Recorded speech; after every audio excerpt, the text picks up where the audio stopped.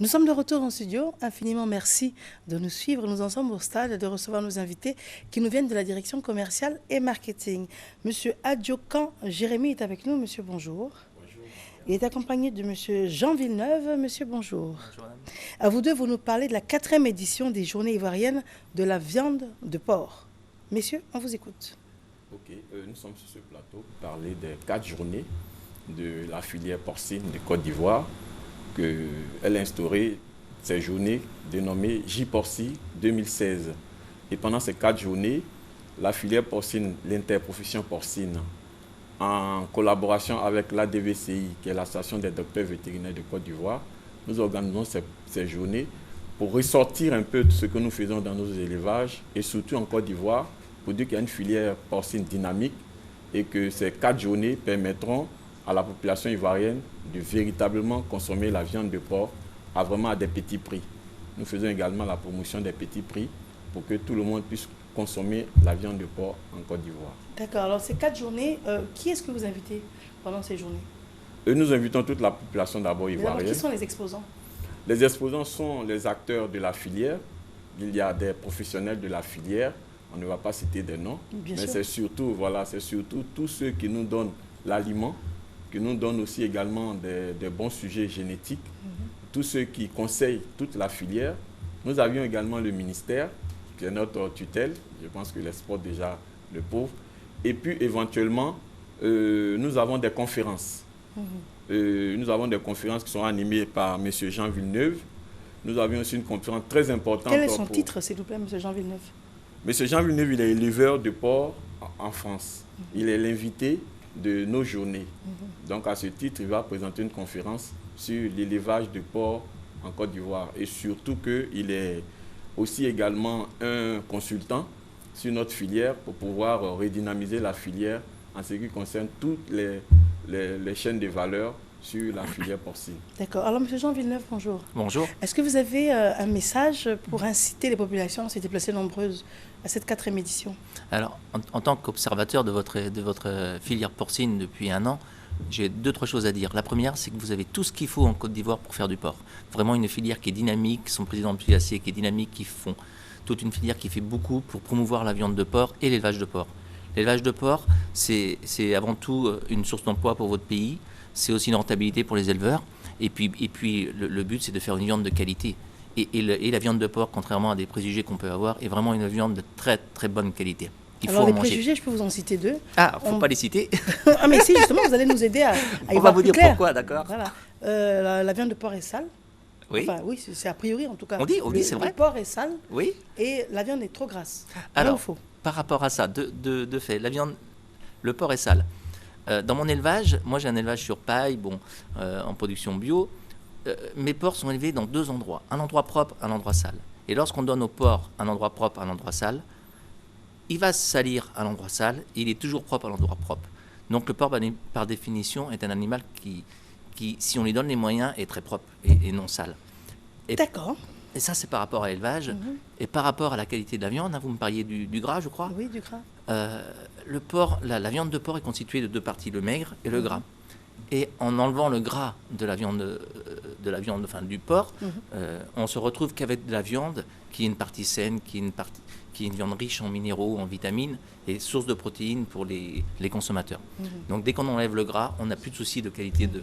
C'est vrai que quand on regarde le jambonneau, oui, c'est vrai qu'on voit absolument le gras et puis.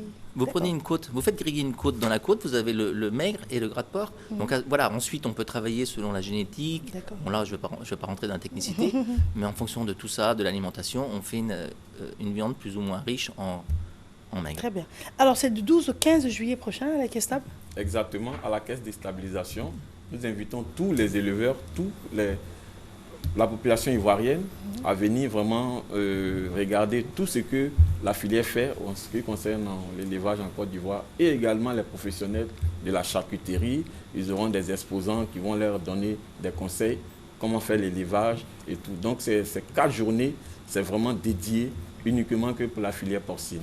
Il y a beaucoup de dérivés aussi du produit. Exactement, il y a beaucoup de dérivés. Vous aurez également tous les produits dérivés sur le marché que vous pouvez acheter directement à des très bons prix que nos professionnels mettent à la disposition de la population ivoirienne. Très bien. Des contacts, messieurs?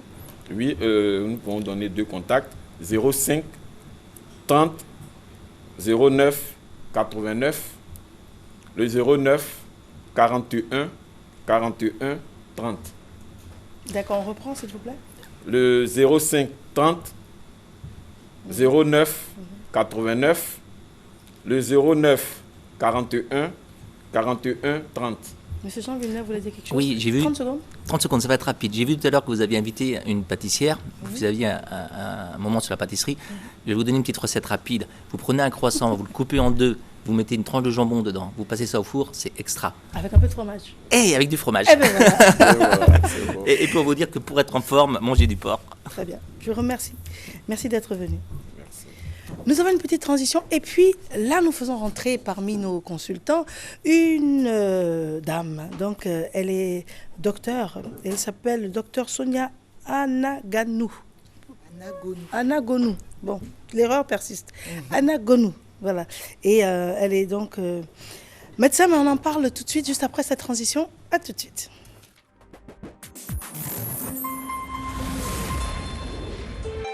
RTI 1, la chaîne qui rassemble. Vivez intensement vos vacances sur RTI 2.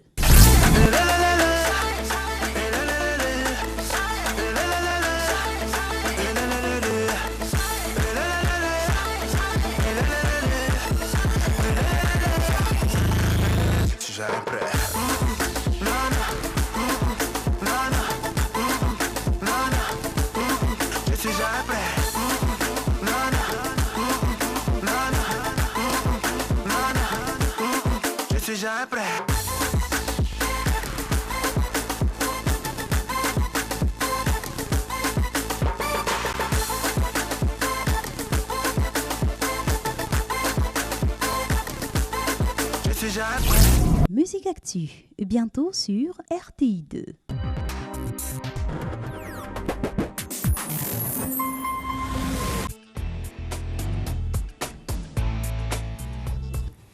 Alors, vous posez la question de savoir, on vient d'annoncer la rubrique beauté, et je vous annonce un médecin. Eh bien oui, alors sachez que les choses évoluent et des combinaisons formidables se font aujourd'hui. Alors, elle s'appelle Dr Sonia Anagonou, là j'ai bien prononcé.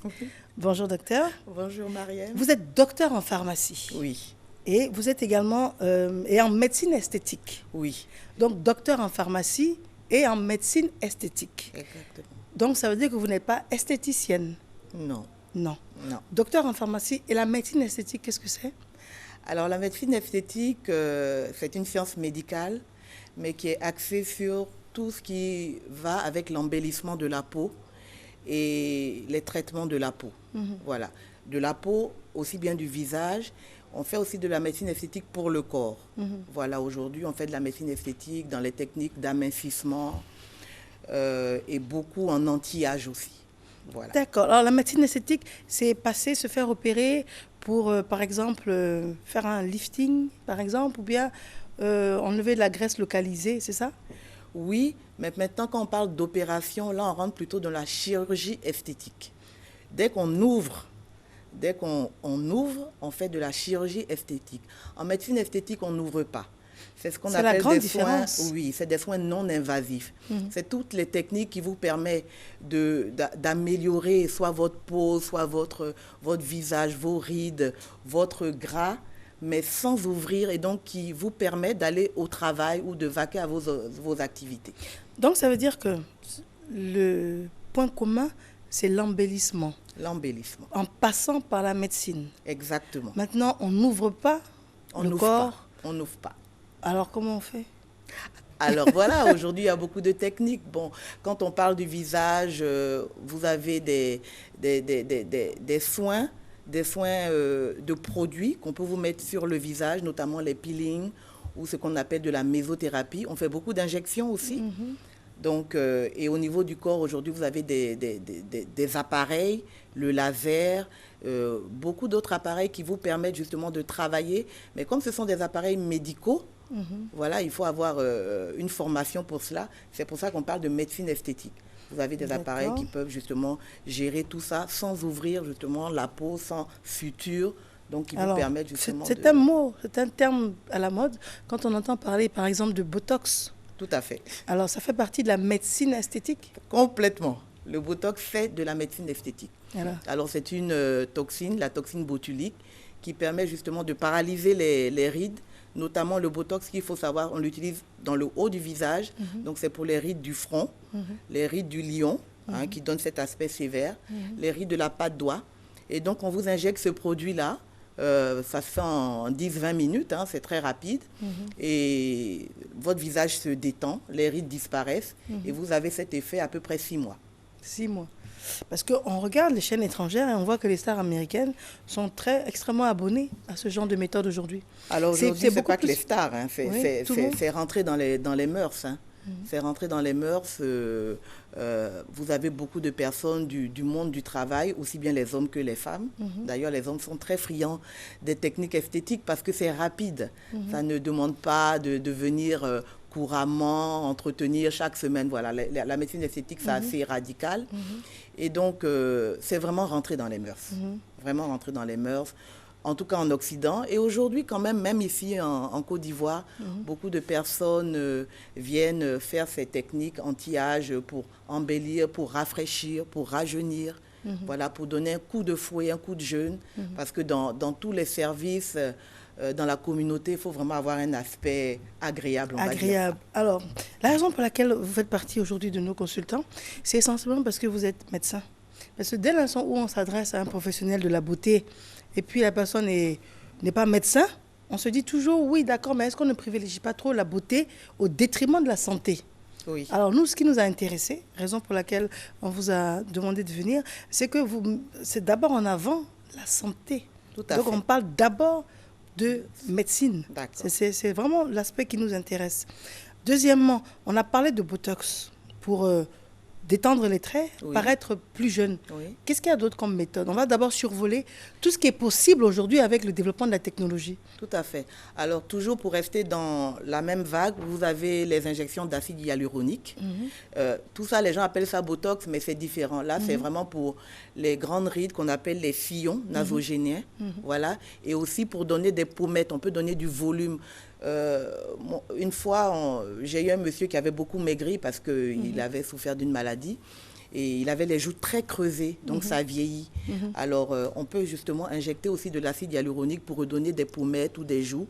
On peut aussi regalber l'ovale du visage quand vous avez le visage qui tombe, ce qu'on appelle l'aptose. L'aptose cellulaire, voilà, le visage qui tombe, le relâchement cutané, on peut regalber.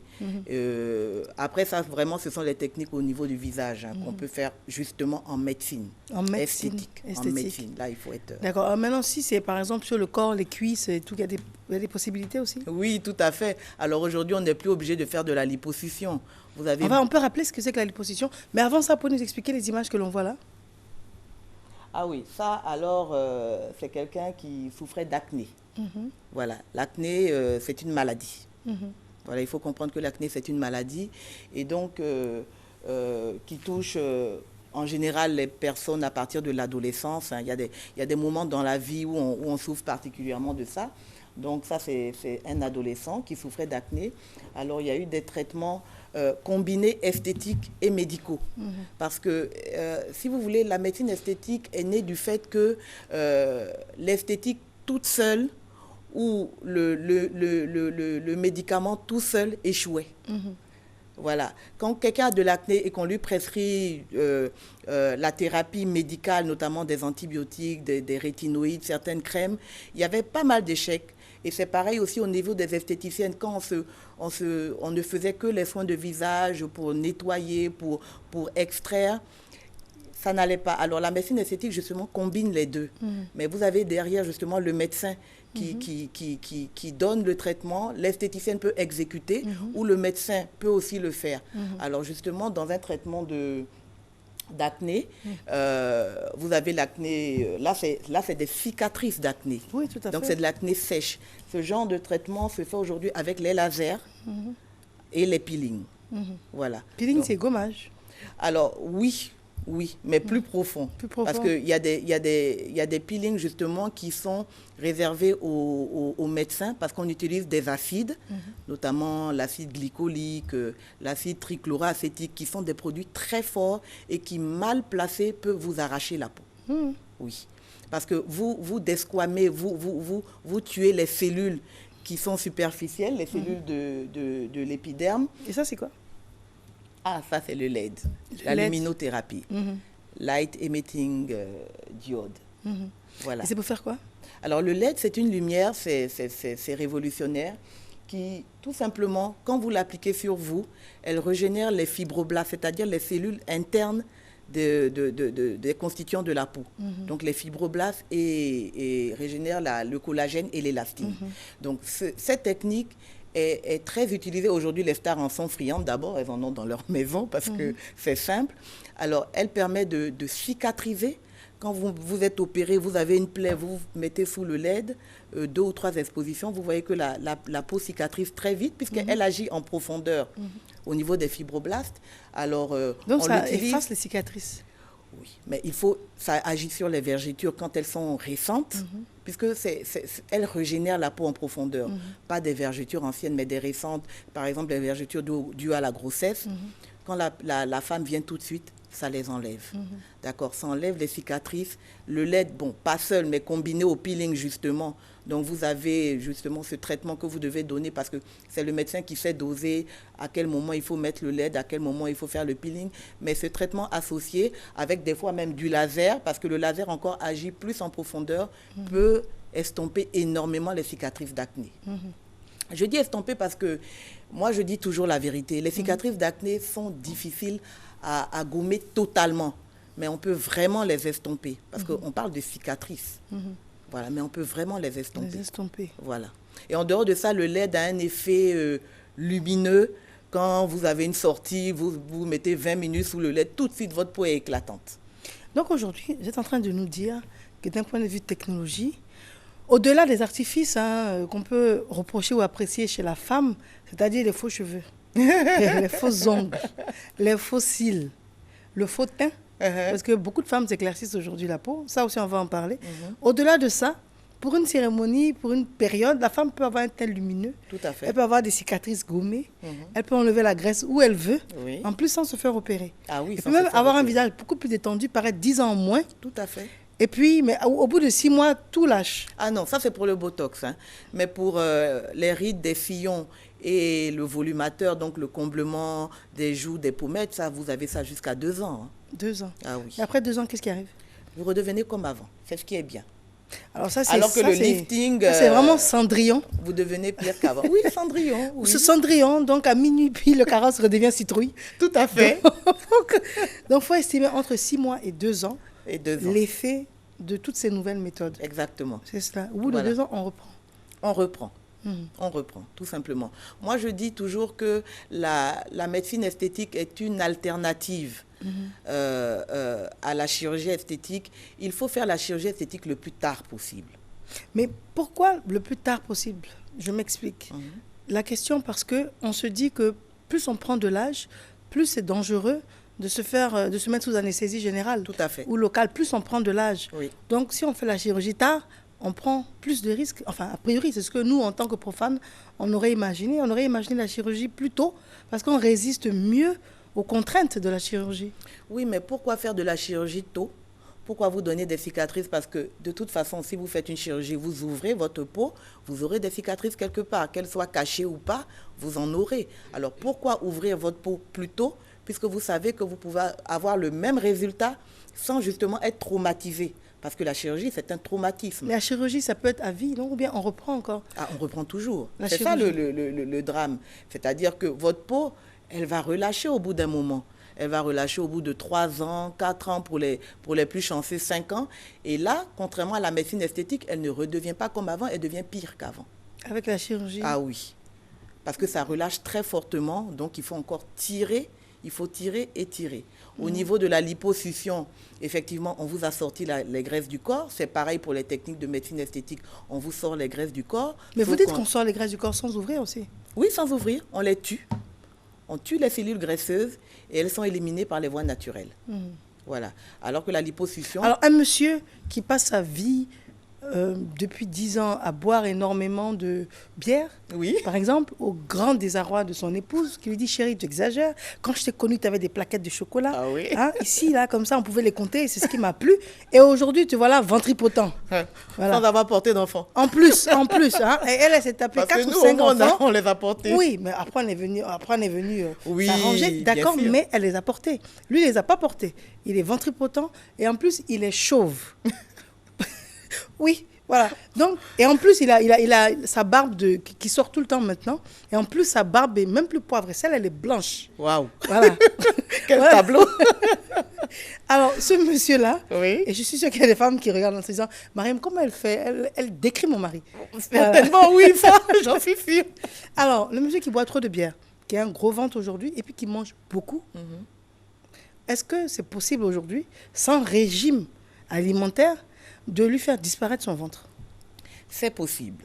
C'est tout à fait possible. Après, par derrière, moi, je dis toujours qu'il faut un accompagnement. Parce que de même, aussi bien les techniques de médecine esthétique ou même la chirurgie esthétique n'a aucun avantage si vous n'avez pas une hygiène après. Si c'est pour reboire de la bière de la même façon, ne pas s'entretenir, ne pas faire de régime. Alors, le régime alimentaire, il faut que les gens soient rassurés. Moi, j'aime bien réconcilier les gens avec ce mot. Le régime alimentaire, c'est pas se priver de nourriture, c'est pas se priver de ce qu'on aime manger. Le régime alimentaire, c'est changement d'habitude, tout simplement. Moi, j'ai fait un régime à un papa qui était d'un certain âge. Il m'a dit, docteur, moi, je dois manger mon plala, mon guaguassou, mon placali. Je dis, papa, tu vas le manger. Et je lui ai fait son régime. On a supprimé l'huile, on a supprimé la viande rouge. On a fait... en fait, c'est les bons assemblages. D'accord. Alors, il a fait ce régime-là en restant dans ses habitudes alimentaires. Il m'a dit, moi, je ne suis pas carotte, salade. Je dis, il n'y a pas de problème. Il y a beaucoup de façons de manger. Donc, pour le ventre, c'est possible. Il nous reste moins c'est de 2 possible, minutes. mais il faut une hygiène alimentaire. après. Voilà, tout à fait. Deuxième question. Le monsieur, il est chauve. Oui. C'est possible de lui remettre des cheveux et C'est qu'il possible. ressemble au monsieur qu'elle a aimé à ses 25 ans? C'est possible. Il y a des techniques possible. pour les cheveux. Il y a des techniques C'est assez aujourd'hui. délicat, mais il y en a. Pour Il y en a. l'implant, Oui, il y a des l'implant implants. Aujourd'hui, il y capillaire. a des implants Et capillaires. ça marche. Oui, ça marche. Le avant-après marche. Oui, le avant-après marche. Ensuite, qu'est-ce que j'ai décrit Alors, comme pour la monsieur? barbe, vous oui. avez le laser d'épilation définitive. C'est-à-dire? Alors, c'est le laser, c'est un appareil le laser, c'est un faisceau lumineux qui est extrêmement chaud. La difficulté ou le challenge, c'était de pouvoir traverser la peau sans brûler la peau. Alors, on a réussi à le faire. Alors, vous pouvez justement, mois par mois, diminuer votre barbe ou même l'enlever de façon définitive. Et l'avantage, c'est que dès la première séance, les poils incarnés et les boutons, parce qu'en fait, l'acné, vous savez qu'il y a beaucoup d'hommes qui ont plein de boutons au niveau de la barbe. Fait, oui. Parce que l'acné, justement, elle se crée autour du poil. Autour du poil. Donc, quand justement on fait cette technique-là, même si on veut tout simplement diminuer un peu la barbe, on peut l'enlever aussi de façon définitive, comme la femme peut enlever ses poils au niveau des aisselles, jambes, demi-jambes, partout où elle veut, de façon définitive, avec le laser. Ça veut dire qu'aujourd'hui, on n'a plus le droit d'être moche. Ah non, on n'a et puis plus le droit. d'être négligé. Ah non, on n'a plus le droit. On n'a plus le droit, que on ce n'a soit plus un homme le ou une droit. femme. Je pense qu'aujourd'hui, tout est possible. Et c'est pour ça que je dis que tout le monde est... Moi, je dis aux gens, toutes les femmes, je leur dis qu'elles sont belles. On pense que je plaisante. C'est que je me dis que tout le monde peut être beau. Tout le monde. Il suffit de le vouloir. Il suffit de le vouloir. Et c'est la raison essentielle pour laquelle vous faites partie aujourd'hui de nos personnes ressources, parce que nous allons faire de vous des hommes beaux et des femmes belles, parce que c'est possible. La première des choses, c'était d'avoir l'information. Aujourd'hui, vous savez que c'est possible. Alors, messieurs, mesdames, rendez-vous avec vous la semaine prochaine. D'accord. C'est cela. On vous joint Tout à comment? fait. Alors, on peut m'avoir au 07 01 43 75 et le 08 30 40 90. Notre nouvelle conseillère en beauté, elle s'appelle Dr Anna Ganou. Anago-nous. Pensez Anago et puis vous mettez nous. Anago, d'accord. Anago, nous. Voilà. Ben voilà, fallait me dire ça depuis. C'est pas facile. Hein? Merci encore d'être Merci avec Mariam. nous. Elle Merci. s'appelle Christelle Akoussa, elle signe la réalisation. Elle est assistée de Doumbia Mustafa et de Brice Apea et toute une équipe de personnes que vous ne voyez pas, avec comme chef de plateau le très célèbre Yao, n'est-ce pas? Alors, on se retrouve dès demain, s'il plaît à Dieu. Et d'ici demain, vous n'oubliez pas de prendre soin de vous et des autres. Et dans le soin, Tout le monde a le droit d'être beau à demain.